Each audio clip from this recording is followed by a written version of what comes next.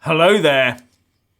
The Labour leader Jeremy Corbyn told his party's Scottish conference that any Brexit deal must be compatible with his hard-left agenda, and therefore the idea of full single market membership must be dropped.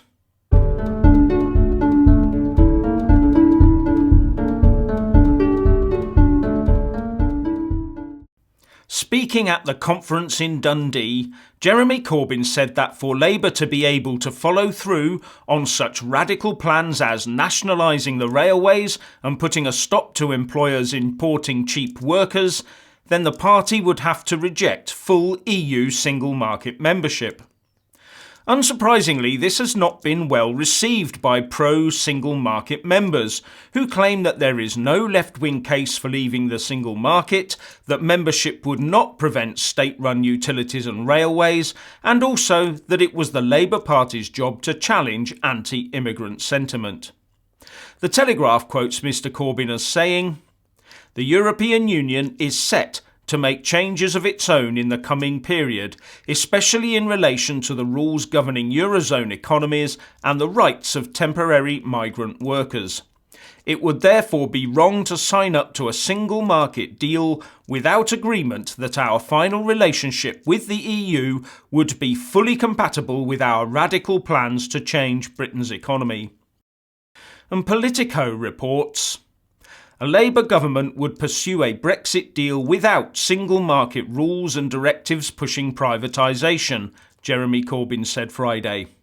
The Labour Party leader said he would not sign up to an agreement with Brussels that stifles Labour's economic intervention plans, which include the re-nationalisation of railways and the postal service. The problem for the Labour Party is that it needs Jeremy Corbyn at the helm, for now, but does not like his anti-EU stance.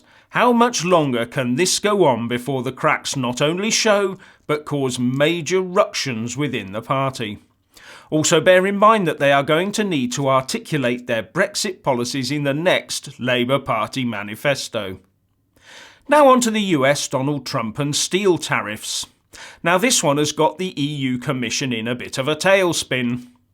The US President wants to impose 25% tariffs on steel imports and 10% on aluminium in order to protect the US economy domestic metal industry.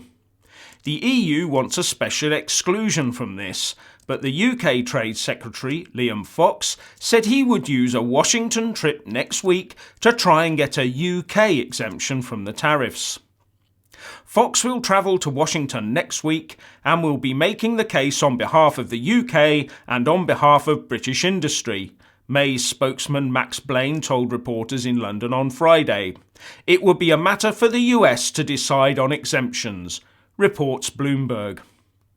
But this has of course angered the EU Commission, which has warned the UK to toe the EU line in any resulting EU-US trade war, or face the consequences of heavy daily fines. You have to wonder what the EU is most upset about: the UK's speed of response, or the danger that the UK might pull off something it can't. And if that happens, it would put US recognition of the EU in doubt. Now that would have ramifications. The EU will also be alarmed at the plans being drawn up for a tariff-free manufacturing hub the size of Heathrow in Teesside. Cabinet ministers are lobbying the Chancellor to approve unprecedented plans for a 4,500-acre free port on the banks of the River Tees near Redcar, reports The Sun.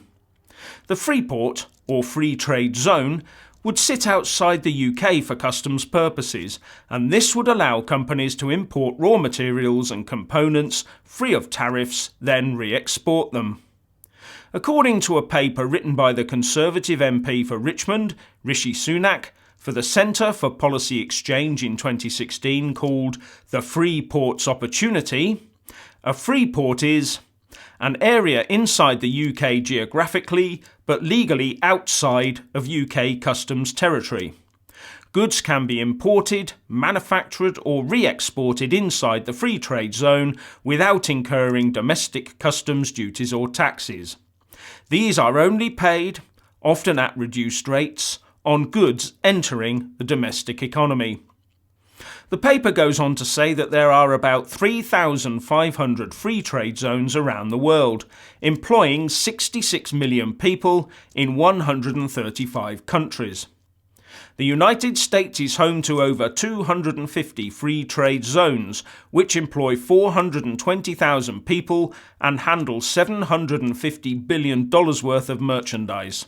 They have played a major role in retaining, reshoring and growing domestic manufacturing activity and boosting trade, says the report. And further, the paper goes on to say that EU regulations would make it difficult to create US-style free trade zones in the UK.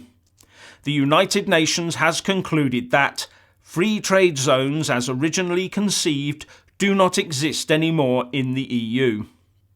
Here we have a huge opportunity given the number and size of our ports in the UK. But it seems that the Chancellor is a bit reticent to put his full weight behind this at the moment due to the ongoing Brexit negotiations. I say, come on man, don't leave it all to Liam Fox when needling the EU.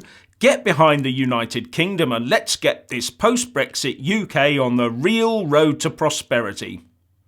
And finally, a huge thank you to all my new Patreon patrons.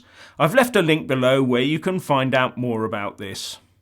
So, what do you think about the Labour Party splits on Brexit, US steel tariffs and the free port concept? Please leave a comment below. Thank you. Please do like and share this video, and also subscribe to my channel. And when subscribing, please do remember to press on the little bell next to the subscribe button. That way you'll get an alert every single time I put up a new video.